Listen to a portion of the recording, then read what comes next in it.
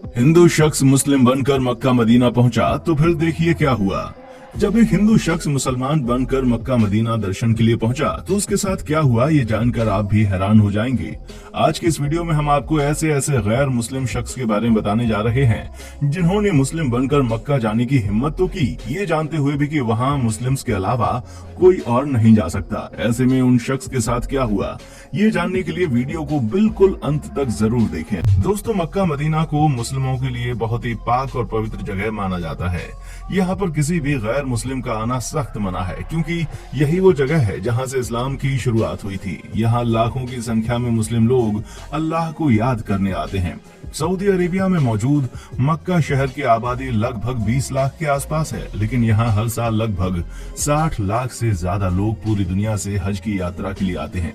इस देश में अधिकतर लोग हज के लिए ही काम करते हैं, जो पूरे साल यहाँ पर हज के लिए आने वाले यात्रियों की सुख सुविधाओं का ध्यान रखते हैं।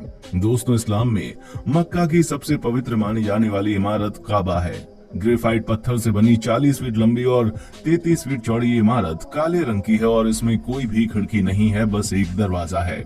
वैसे दोस्तों, ये इमारत 1400 साल पुरानी है, लेकिन इस्लाम धर्म से जुड़े लोग इसे हजरत इब्राहिम के समय का मानते हैं। और आपको बता दें कि दुनिया के सारे मुस्लिम काबा की तरफ मुंह करके ही नमाज पढ़ते हैं। पर सबसे खास बात यह है कि मक्का मदीना की इस पवित्र जगह पर किसी भी गैर मुस्लिम को आने की इजाजत नहीं है, और यही चीज लोगों के बीच इस जगह को लेकर और भी ज्यादा उत्सुकता पैदा करती है। कई लोगों का तो ये भी कहना है कि यहाँ कोई ऐसा काम होता है जो मुस्लिम लोग दुनिया से छुपा कर करते हैं। तो दोस्तों, इस विषय में हम साफ कहेंगे कि यहाँ सिर्फ और सिर्फ सच्चे दिल से खुदा की इबादत की जाती है, और कोई भी गलत काम यहाँ होना तो दूर, यहाँ आने वाले लोग ऐसा करने के बारे में सोच भी नहीं सकते।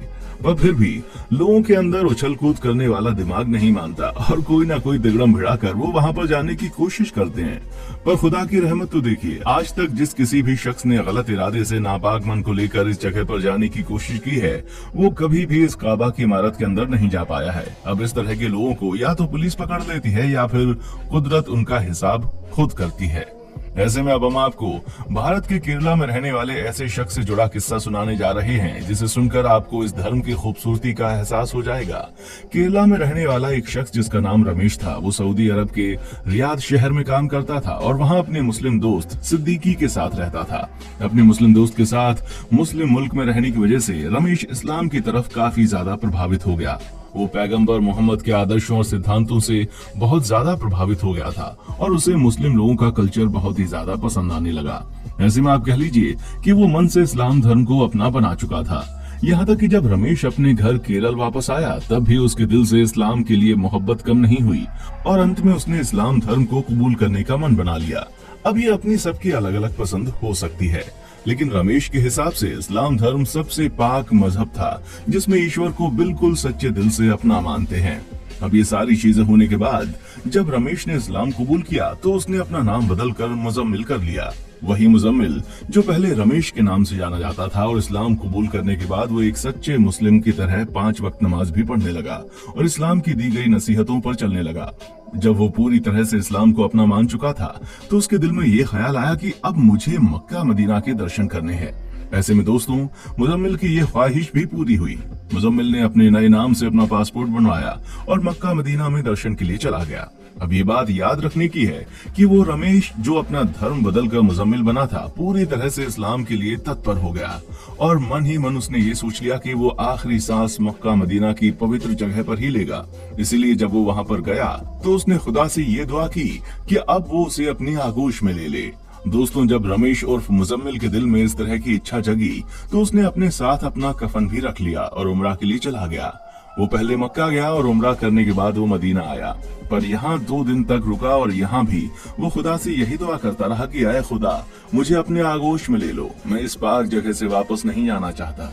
खुदा ने उसकी ये दुआ भी कबूल कर ली और जब वो नमाज अदा कर रहा था तभी वो सजदे पर गया और कभी नहीं उठा, जिसके बाद उसे वहीं पर दफना भी दिया गया। अब दोस्तों, आप किसी भी धर्म के क्यों ना हो, हर धर्म शांति, अमन और चैन से जीना सिखाता है। ऐसे में इस तरह के लोग जो चाहे किसी भी धर्म को क्यों ना चुने, वो बस अपने धर्म के प्रति सच्चे दिल से समर्पित रहते हैं, और यही चीज उन्हें ईश्वर के इतने करीब ले आती है कि उनकी हर इच्छा पूरी हो जाती है।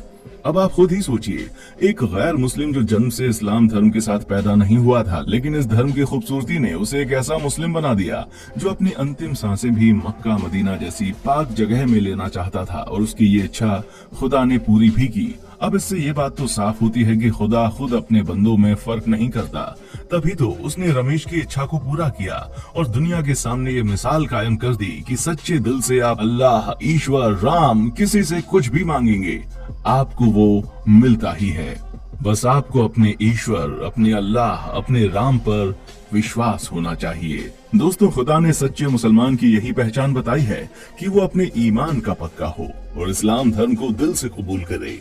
बस ठीक यही चीज रमेश ने भी की। उसके मन में इस्लाम के प्रति कोई भी छल या कपट नहीं था, इसलिए खुदा ने भी अपना बंदा चुन लिया।